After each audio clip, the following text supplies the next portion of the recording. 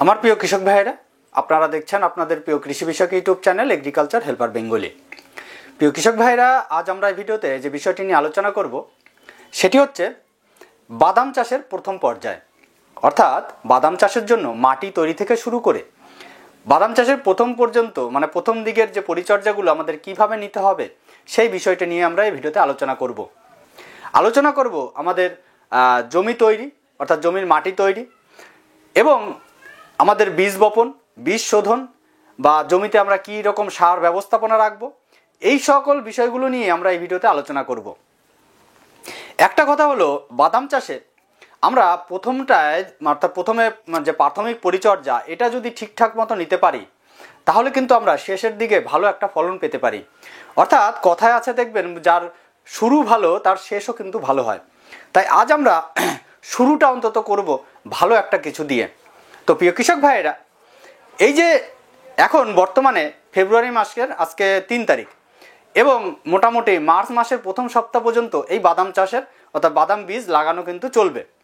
অর্থাৎ বীজ রোপণের জন্য আপনার মোটামুটি ফেব্রুয়ারির প্রথম থেকে শুরু করে মার্চের প্রথম পর্যন্ত একটা কিন্তু ভালো সময়, যে সময় বাদাম যদি আমরা বপন করি অর্থাৎ বীজ রোপণ করি সেক্ষেত্রে কিন্তু আমরা একটা ভালো ফলন পেতে পারি। কারণ এই বাদামটা পরবর্তীতে যে বর্ষা আসবে তার আগেই কিন্তু আমরা মোটামুটি তুলতে পারবো, এই একটা আশা আমাদের আছে বা আমরা রাখি। তো এবার কথা হলো, আমরা এখানে সবার প্রথম আমাদের যেটি করতে হবে সেটা হচ্ছে জমির মাটি তৈরি। তাহলে জমির মাটি আমরা কিভাবে তৈরি করব বা কিভাবে প্রস্তুত করব, দেখুন আমি এখানে ধাপে ধাপে বলবো। ধাপে ধাপে বলতে আমরা জমি অর্থাৎ বীজ বপনের ঠিক 1 মাস আগে থেকে শুরু করব। এবার দেখুন, অনেকের হাতেই সময় নেই, কিন্তু তবু আমি এই বিষয়টা রাখছি এই কারণেই, যদি কেউ মনে করেন যে আপনারা মার্চ মাসের প্রথমে আপনারা বীজটা বপন করবেন অর্থাৎ বীজ রোপণ করবেন, সেক্ষেত্রে তাদের কাছে কিন্তু একটা খুব গুরুত্বপূর্ণ একটা জায়গা বা বিষয় এখানে তৈরি হবে। তো সবার ক্ষেত্রে আমি বলছি, আপনারা আপনাদের সময় অনুযায়ী আপনারা সেই জায়গাটা থেকে ধরে নেবেন। এবার কথা হলো, আমরা দুটো ভাগে ভাগ করব। একটা হচ্ছে যদি কেউ আলুর জমিতে অর্থাৎ আলু তুলে নিয়ে আপনারা বাদাম চাষ করতে চান তাহলে একরকম পরিচর্যা হবে, আমি সেই বিষয়টাও বলবো। এবং যদি কেউ আপনারা অন্যান্য ফসল চাষ করার পর আপনি সেই জমিতে বাদাম চাষ করতে চান তাহলে তার পরিচর্যা একরকম হবে, তার সার ব্যবস্থা একরকম হবে। তো এবার যদি আমরা আসি যে আমাদের হাতে 1 মাস সময় আছে, তাহলে আমরা কিভাবে জমিটা তৈরি করব। যদি আমাদের হাতে 1 মাস সময় থাকে তাহলে আমরা জমিটা কিভাবে তৈরি করব না, 1 মাস আমাদের হাতে আছে, আমরা সেই জমিতে 1 বিঘা জমি অর্থাৎ 33 শতক জমিতে সবার প্রথম যেটা করব সেটা হচ্ছে মোটামুটি আপনার 50 কিলো চুন ব্যবহার করব। 50 থেকে 70 কিলো মতন চুন, যেটা কলি চুন আমরা বলি, সেই চুন জমিতে ছিটিয়ে দেব। ছিটিয়ে দিয়ে জমিটা একটা চাষ দেব। চাষ দিয়ে আমরা তারপরে সেখানে জল ছেড়ে দেব। অথবা আপনারা যেটা করতে পারেন সেটা হচ্ছে ডলোমাইট ব্যবহার করতে পারেন। ডলোমাইট আপনারা মোটামুটি 1 বিঘাতে অর্থাৎ 33 শতক জমিতে আপনারা 2 কুইন্টাল হারে ব্যবহার করবেন। এখানে এই যে চুন বা ডলোমাইট এর ব্যবহারের কারণটা আমি বলি। একটা হলো, আপনার মাটির পিএইচটাকে আপনার নিউট্রালে আনার চেষ্টা করবে। অর্থাৎ এখানে আপনার মাটির পিএইচ কী আছে সেটা আমাদের কিন্তু জানা নেই, আপনিও জানেন না, আমিও জানি না। এবার মোটামুটি এই পরিমাণ আমি যেটা বললাম যে চুন মোটামুটি 50 থেকে 70 কিলো এবং অথবা ডলোমাইট 2 কুইন্টাল যদি আমরা ব্যবহার করি তাহলে মাটির পিএইচ অনেকটাই সমতলে চলে আসে। তো যদিও বা যদি সম্ভব হয় পিএইচটা অন্তত মেপে নেওয়ার চেষ্টা করবেন, সেই অনুযায়ী রেকমেন্ডেড অনুযায়ী, অর্থাৎ সেখানে কতটা চুন বা আপনার ডলোমাইট ব্যবহার করতে হবে সেটা আপনারা জেনে নিয়ে তবেই ব্যবহার করবেন। এটা হচ্ছে সবথেকে বেস্ট রেজাল্ট আসবে আপনার। এবার কথা হলো, এই যে আপনি 1 মাস আগে থেকে শুরু করলেন, এখানে চুন বা ডলোমাইট ব্যবহার করছেন। এবার আমি যদি ধরি যে আপনি 1 মাস আগে এটা দিচ্ছেন, দেওয়ার পরে আপনাকে 15 থেকে 20 দিন সময় দিতে হবে। আপনার যদি 20 দিন সময় দেন তাহলে কিন্তু সব থেকে ভালো। 20 দিনের আগে আমরা এই জায়গাটা অন্য কিছু করতে পারবো না। কারণ এই যে চুন বা ডলোমাইট এটা কি হয়, মাটির মধ্যে একটা কেমিক্যাল রিয়াকশন তৈরি করে, যার ফলে আমরা যদি এখানে কোনো রকম জীবাণু সার বা বলুন চারা লাগাই তাহলে কিন্তু আমাদের ক্ষতি হয়ে যায়। তো আমরা এখানে 20 দিনের একটা সময় এখানে দিচ্ছি, অর্থাৎ 20 দিন সময় আমরা জমিটাকে ছেড়ে দিচ্ছি। এবার 20 দিন পর আমরা যেটা করব সেটা হচ্ছে এই জমিতে আমরা জৈব সার প্রয়োগ করব। এবার যখন আমরা 20 দিন পরে অর্থাৎ জৈব সার প্রয়োগ করছি তার আগে আমাদের একটা ছোট্ট কাজ করতে হবে। সেটা কি, আমরা যেটা বাজারে আপনার ট্রাইকোডার্মা ভিডি পাওয়া যায়, দেখবেন জীবাণু সার, সেই ট্রাইকোডার্মা ভিডি আপনারা যদি কালচার করে নিতে পারেন 7-8 দিন আগে, তাহলে সেটা খুব ভালো হয়। আর যদি কালচার না করতে পারেন তাহলে আপনারা যখন জমিতে জৈব সার ব্যবহার করবেন সেই জৈব সারের সাথে মিশিয়ে আপনারা জমিতে ছিটিয়ে দিন। এবার জৈব সার কী পরিমাণে দেবেন? জৈব সার আপনারা মোটামুটি যদি গোবরের সার দেন, আপনারা 1 বছরের পুরনো গোবর সার দেওয়ার চেষ্টা করবেন, এবং এই 1 বছরের পুরনো গোবরের সার মোটামুটি আপনার 2 ট্রলি, যে ট্র্যাক্টর 2 ট্রলি আপনারা বিঘা প্রতি ব্যবহার করবেন। আর যদি আপনারা ভার্মি কম্পোস্ট দেন তাহলে সেক্ষেত্রে মোটামুটি আপনার 2 কুইন্টাল, এবং যদি আপনারা ফার্ম ইয়ার্ড ম্যানুয়াল পান সেটা দিতে চান তাহলে মোটামুটি সেক্ষেত্রে আপনার 2 কুইন্টাল হারে ব্যবহার করবেন, তাতেই যথেষ্ট। এই যে ট্রাইকোডার্মা ভিডি দিচ্ছেন, ট্রাইকোডার্মা ভিডি দেওয়ার পর আপনারা আপনার জমিটাকে ভিজিয়ে দেবেন, অর্থাৎ জলসেচ দিয়ে দেবেন। এবার জমিটা জো হতে মোটামুটি আপনার 6 থেকে 7 দিন টাইম লাগবে, কি আমি বললাম ম্যাক্সিমাম 10 দিন। তাহলে আমি কিন্তু বলছি প্রথমে যে 1 মাস যাদের হাতে টাইম তারা কিন্তু এই পদ্ধতিটা অ্যাপ্লাই করবেন, যদি সম্ভব হয় আপনারা করবেন, আপনারা কিন্তু খুব উপকারে আসবে। এবার এই যে আমরা ট্রাইকোডার্মা দিচ্ছি, ট্রাইকোডার্মা ভিডি, এর একটা কারণ আছে। কারণটা কি? আমাদের গত বছর আমি যেটা দেখেছি, অনেকেই আমার কাছে জিজ্ঞাসা করেছেন বা জানতে চেয়েছেন, গত বছরের কথা বলছি, বিগত বছরে তাদের গাছের গোড়া পচা একটা সমস্যা বা গাছ মরে যাওয়া একটা সমস্যা, এটা কিন্তু খুব ব্যাপক পরিমাণে দেখা দিয়েছিল। তো সেই কারণে আমরা যদি এই যে ট্রাইকোডার্মা ভিডি দিয়ে রাখি, তো সেক্ষেত্রে জমির মাটির মধ্যে থাকা যে সকল ছত্রাকগুলো আছে সেইগুলোকে নষ্ট করবে, এবং এই গোড়া পচা সমস্যাটা অনেকটাই কম দেখতে পাওয়া যায়। তো সেই কারণে আমরা যদি সম্ভব হয় আমরা এই ট্রাইকোডার্মা ভিডিটা ব্যবহার করব। এবার আমরা জলসেচ দিয়ে দিলাম, জমিটা জো হলো। এই যে জমিটা জো হলো, আমরা জমিটা জো হওয়ার পর আমরা জমিটাকে কি করব? একটা চাষ দেব। একটা চাষ দিয়ে আমরা কি করব? টানা ফালে চাষ দেব। এবার টানা ফালে যখন আপনি চাষ দেবেন, টানা ফালে চাষ দেওয়ার পরে আমরা এখানে সার ব্যবস্থা রাখবো। এবার কি সার ব্যবস্থা রাখবো? সার ব্যবস্থা আমরা যেটা রাখবো, আপনার 2 রকমভাবে আমরা সার ব্যবস্থা রাখতে পারি। একটা হচ্ছে আপনার যে এনপিকে ফর্ম, এই এনপিকের মধ্যে আমরা যদি ধরি এনপিকে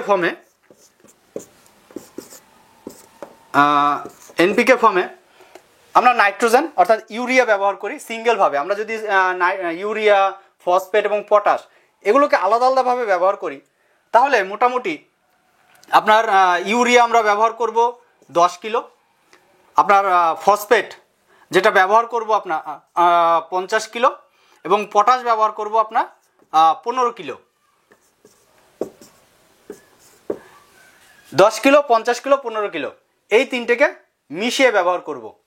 এবার দেখুন, এর সাথে আমাদের আরেকটা বিষয় যেটা দিতে হবে, সেটা হচ্ছে আমরা রাসায়নিক সার ব্যবহার করছি। এবার এটা যখন আমরা একটা জমিতে চাষ দিলাম, টানা ফালে চাষ দিলাম, টানা ফালে চাষ দেওয়ার পর এই যে সিঙ্গেল ফর্মে আপনার ইউরিয়া, ফসফেট, পটাশকে ব্যবহার করছি, এর সাথে আমরা ব্যবহার করব সালফার ব্যবহার করব। এখানে আমরা মোটামুটি 2 কিলো, এখানে সালফার 2 কিলো ব্যবহার করব। আমরা কিন্তু এই যে ফসফেট, সিঙ্গেল সুপার ফসফেটের মধ্যেও সালফার কিছুটা পরিমাণে পাই, তাই আমরা এখানে এক্সট্রাভাবে 2 কিলো মাত্র ব্যবহার করব। এবং এর সাথে আমরা ব্যবহার করব আপনার humic acid plus fulvic acid. এটা দেখবেন বাজারে 98% একটা গ্যানুয়াল ফর্মে পাওয়া যায়। এই 98% যদি গ্যানুয়াল ফর্মে আপনারা পান, দানাদার ফর্মে, সেটা মোটামুটি আপনার বিঘা প্রতি 600 থেকে আপনার 800 গ্রাম হারে ব্যবহার করলেই যথেষ্ট। বিঘা প্রতি 33 শতকে আপনার 600 থেকে 800 গ্রাম হারে আপনারা এই যেটা হিউমিক অ্যাসিড, ফলভিক অ্যাসিড, এটা ব্যবহার করবেন, তাহলে কিন্তু আপনাদের যথেষ্ট। এই কম্বিনেশনটা তৈরি করবেন, এই কম্বিনেশনটা তৈরি করে আপনারা ব্যবহার করবেন। এবার আমি গত বছর একটা যেটা দেখেছিলাম, সেটা হচ্ছে আপনার বাজারে যেটা এনপিকে 10-26-26 পাওয়া যায়, সেই 10-26-26টা ব্যবহার করে মোটামুটি একটা ভালো রেজাল্ট দেখা দিয়েছিল। এবং যদি কেউ আপনারা এই 10-26-26 ব্যবহার করেন, এনপিকে 10-26-26, তো সেক্ষেত্রে কী পরিমাণে ব্যবহার করতে হবে? সেক্ষেত্রে আপনারা এনপিকে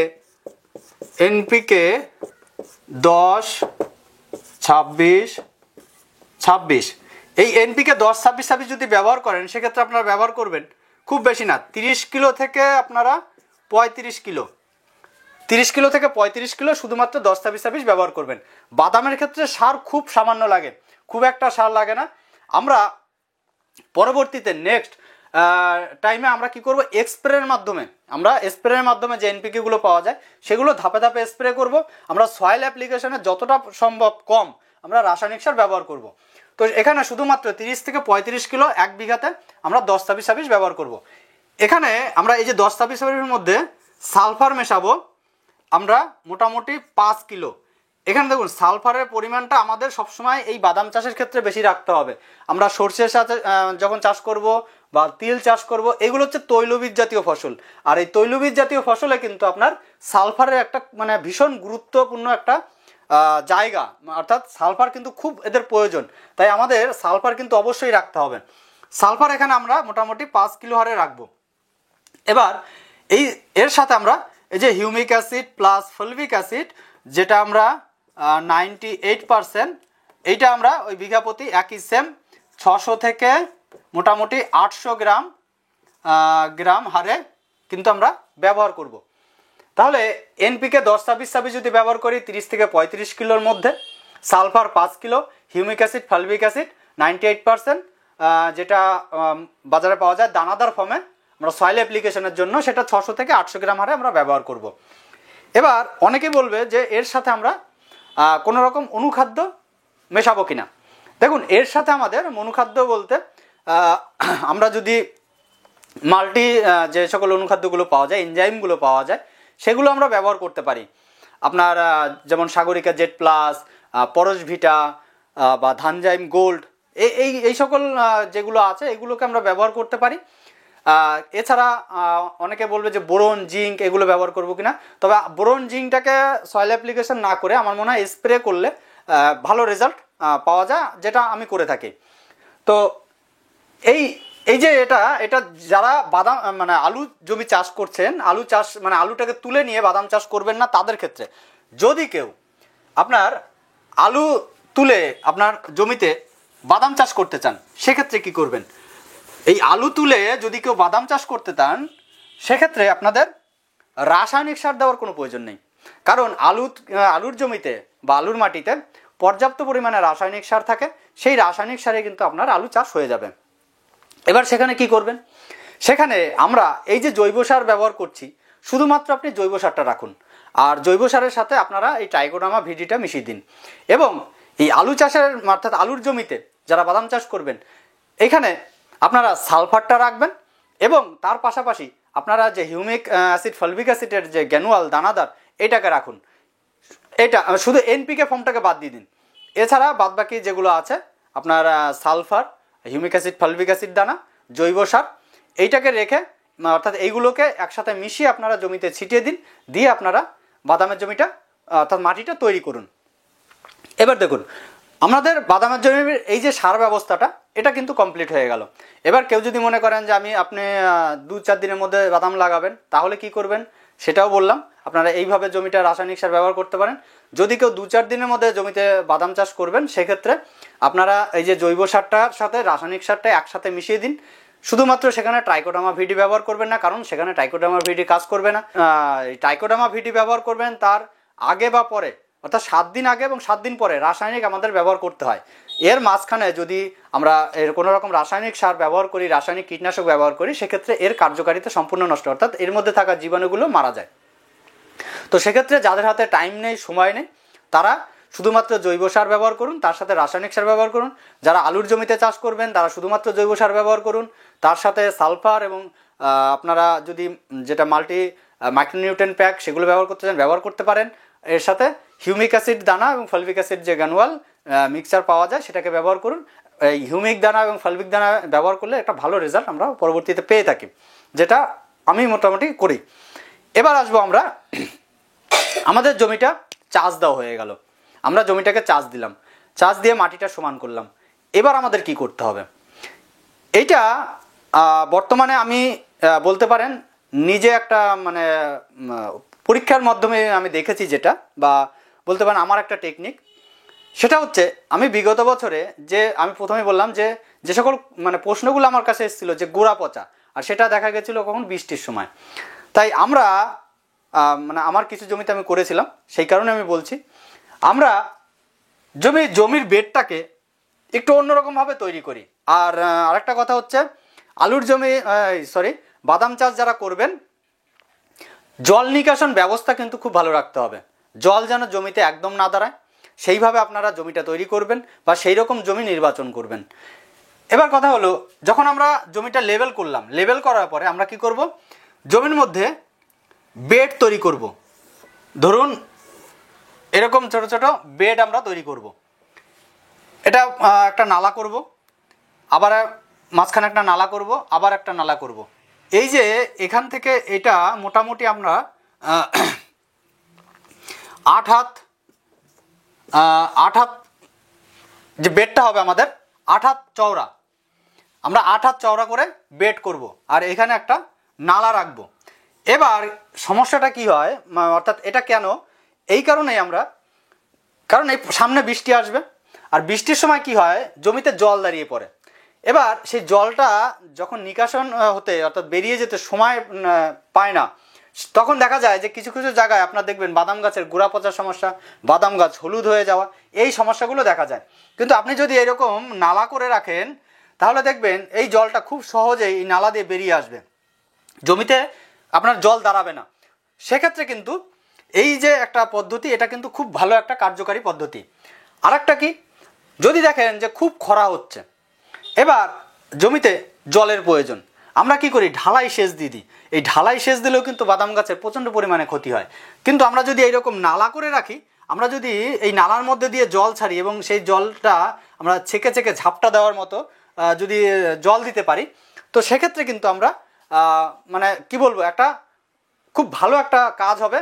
কারণ যদি আমরা জল সেচ দিই, ঢালাই সেচ অর্থাৎ ফ্লোটিং সেচ বলেন যাকে বলি আমরা, তো সেক্ষেত্রে বাদাম গাছের প্রচণ্ড পরিমাণে ক্ষতি হয়ে থাকে। তো এই পদ্ধতিটা আমরা অ্যাপ্লাই করব, অর্থাৎ নালা করে রাখবো। এবার আসবো আমরা বীজ রোপণের বিষয়ে। তবে বীজ রোপণ বিষয়ে আসার আগে আমরা সবার প্রথমে বীজটাকে শোধন করব। কারণ দেখুন, বীজ শোধন একটা খুব মানে গুরুত্বপূর্ণ জায়গা। এই বীজ শোধন না করলে আমাদের গাছের বিভিন্ন ধরনের সমস্যা বা বিভিন্ন ধরনের রোগ আমরা দেখতে পাই। তার মধ্যে সবথেকে যেটি মানে ক্ষতিকারক রোগ হচ্ছে, সেটা হচ্ছে বাদাম গাছে গোড়া পচা রোগ, বাদাম গাছ মরে যাওয়া রোগ।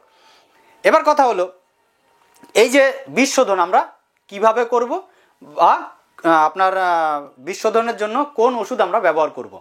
বীজ শোধনের জন্য আমরা ছত্রাকনাশকও ব্যবহার করব, আমরা কীটনাশকও ব্যবহার করব।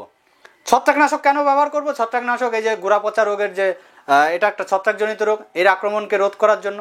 আর কীটনাশকটা এই কারণে আমরা ব্যবহার করব, সেটি হচ্ছে এখন বর্তমান সময়ে নিমাটোডের অর্থাৎ আমরা যাকে বলি কৃমির আক্রমণ আমরা বাদাম গাছে প্রচুর পরিমাণে দেখতে পাচ্ছি।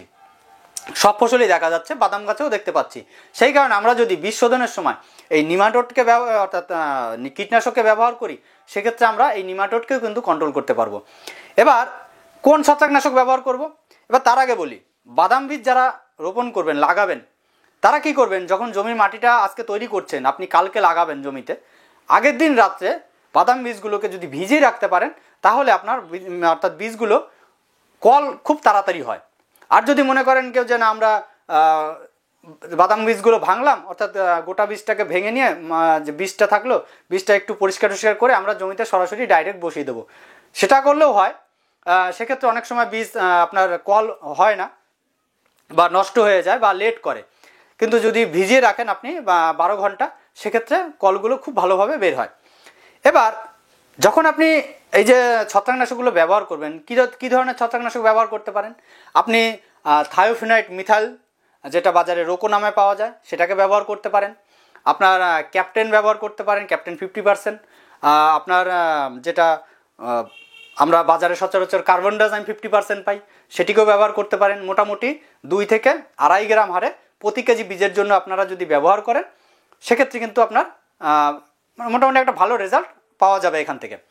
আর কীটনাশকের মধ্যে কোন কীটনাশকগুলো ব্যবহার করা যেতে পারে? কীটনাশকের মধ্যে আপনার কার্বোসালফান 25%, যেটা বাজারে ডিএস ফর্মে পাওয়া যায়, যেটা এফএমসির মার্শাল নামে পাওয়া যায়, সেই কার্বোসালফানকে যদি আপনারা মিশিয়ে এই বীজ শোধন করতে পারেন, তাহলে কিন্তু আপনারা মানে ভালো রেজাল্ট পাবেন। এবার বীজটা কিভাবে শোধন করবেন? বীজটা শোধন করবেন প্রথমে যে বললাম যে আগের দিন রাত্রে বীজগুলোকে ভিজিয়ে রাখবেন, পরের দিন সকালবেলা বীজগুলোকে ছেঁকে নিয়ে সেটাকে একটা ছাওয়াযুক্ত জায়গায় রাখবেন। যেই জলটা হালকা হালকা দেখবেন শুকিয়ে গেছে, তখন এই ছত্রাকনাশক এবং কীটনাশকগুলোকে মিশিয়ে আপনারা ছাওয়া জায়গায় মেলে দেবেন। মেলে দেওয়ার পরে সেটা আপনারা মোটামুটি তারপরেই ঘন্টাখানেক রাখলেন বা আধ ঘন্টা রাখলেন, রাখার পরে জমিতে বীজটা রোপণ করে দেবেন। কেউ এই যে ছত্রাকনাশক বা কীটনাশক মিশিয়ে আপনার ঘরে মোটামুটি 2-4 দিন রাখার চেষ্টা করবেন না, এতে বীজগুলো নষ্ট হয়ে যায়, অর্থাৎ পরে এই বীজগুলোর কল ঠিকঠাক মতো বের হয় না। এবার একটা কথা বলি, সেটা হচ্ছে খুবই গুরুত্বপূর্ণ বীজ নির্বাচনের ক্ষেত্রে। দেখুন, যে গোটা বাদাম আমরা পাই বা গোটা বাদাম থেকে আমরা বীজ বের করি, আপনারা বীজটা খুব ভালো বীজ দেখে নেবেন। অনেক সময় কি হয় যে রোগগ্রস্ত অর্থাৎ রোগ আক্রমণ হয়েছিল এইরকম বাদাম যদি আপনারা লাগান, তাহলে সেক্ষেত্রে আপনার জমিতে কিন্তু রোগের আক্রমণ দেখা যাবে। তো আর কেউ অনেক দিন আগে ভেঙে রাখা বাদাম অর্থাৎ বীজটা এড়িয়ে রেখেছেন, সেই বাদামটাকে লাগাবেন না। যখন বীজ জমিতে লাগাবেন তার অন্তত 1-2 দিন আগে আপনারা বীজটা ভাঙুন, অর্থাৎ গোটা বাদাম থেকে কোলাটা ছাড়ান, দিয়ে সেই বীজটাকে লাগান। এবার বীজ রোপণ আমরা কিভাবে করব, তার জন্য আমাদের যে লাইন অর্থাৎ লাইন টু লাইনের যে দূরত্ব বা বীজ টু বীজের দূরত্ব আমরা কতটা রাখবো। দেখুন, লাইন টু লাইন যে দূরত্ব আমরা রাখবো সেটা আপনার মোটামুটি আপনার 8 থেকে 9 ইঞ্চি, 8 থেকে 9 ইঞ্চি যে ডিস্টেন্স, এই ডিস্টেন্স আমরা রাখবো। এবং এই যে বীজ টু বীজ মোটামুটি এক হাতে আমরা 5টা বীজ আপনার বীজ বসাবো, এক হাতে মোটামুটি 5টা বীজ আমরা বসাবো। এটা যদি আমরা এক হাত ধরি তাহলে আমরা মোটামুটি 5টা বীজ বসাবো এবং লাইন টু লাইনের দূরত্ব আমরা 9 ইঞ্চি করে রাখবো, তাহলে কিন্তু সব থেকে ভালো হবে। এবং আপনারা যে বীজের জন্য ডিপটা করবেন মোটামুটি 4 আঙুল ডিপ করবেন, খুব বেশি ডিপ করবেন না, এই ক্ষেত্রে কল হতে সমস্যা হয়, কল হতে লেট করে এবং বাদাম বীজগুলো একসাথে বের হয় না। তাই মোটামুটি আপনারা 4 ইঞ্চি মতো ডিপ করবেন এবং লাইন টু লাইন 9 ইঞ্চি রাখবেন এবং বীজ টু বীজ এক হাতে 5টা করে বীজ বসাবেন। এইভাবে যদি করেন তাহলে কিন্তু মোটামুটি দেখবেন একটা খুব ভালো ফলন এখান থেকে পাবেন। এবার আসবো আমরা যেটা আমাদের সবথেকে বেশি সমস্যা হয়, সেটা হচ্ছে আগাছা।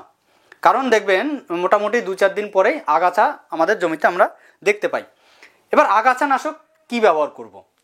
আগাছানাশক আমরা যেটা ব্যবহার করতে পারি সেটা হচ্ছে আমরা বীজটা জমিতে বসিয়ে দিলাম, জমিতে বসিয়ে দেওয়ার পর 48 ঘন্টার মধ্যে আমাদের আগাছানাশক স্প্রে করতে হবে মাটিতে। সেখানে আমরা পেন্ডামেথালিন 30% যেটা আছে সেটাকে আমরা ব্যবহার করতে পারি, অথবা আমরা মেটিলাক্লোর যেটা ইউপিএল কোম্পানির অ্যামিকাস সেটিকে আমরা ব্যবহার করতে পারি।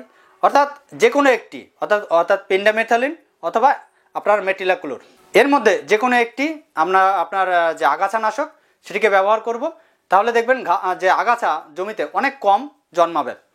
এবার দেখুন, বাদাম চাষে এরপরে আমাদের মোটামুটি 15 থেকে 20 দিন আমাদের জমিতে আর এর উপর কোনো পরিচর্যার প্রয়োজন পড়ে না। তাই এইটা হচ্ছে আমাদের প্রথম পর্যায়। এটা যদি আমরা ঠিকঠাক মতো করতে পারি তাহলে কিন্তু আমাদের একটা একটা ধাপ আমরা এগিয়ে যাব।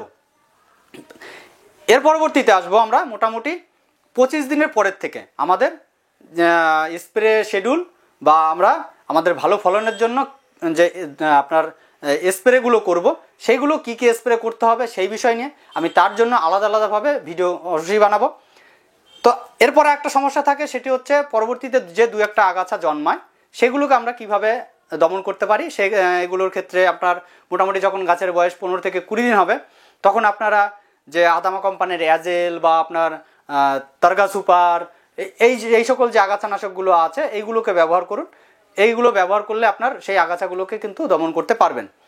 তো আজ ভিডিওটি এই পর্যন্তই থাকলো। বাদাম চাষের প্রথম পর্যায় অর্থাৎ বাদাম চাষের শুরুটা যদি আমরা এইভাবে ভালোভাবে করতে পারি আমাদের শেষটাও কিন্তু আমরা ভালোই পার করতে পারবো, অর্থাৎ আমরা ভালো ফলন কিন্তু পাবো। তো প্রিয় কৃষক ভাইয়েরা, ভিডিওটি থেকে যদি আপনাদের কিছুটা হলেও উপকারে আসে তাহলে ভিডিওটিকে অবশ্যই লাইক করবেন, ভিডিওটি শেয়ার করবেন, আর যদি এখন আমার চ্যানেলটিকে সাবস্ক্রাইব না করে থাকেন তাহলে চ্যানেলটিকে সাবস্ক্রাইব করবেন আর অবশ্যই পাশে থাকবেন। তাহলে যে পর্যন্ত দেখা হবে পরবর্তী ভিডিওতে।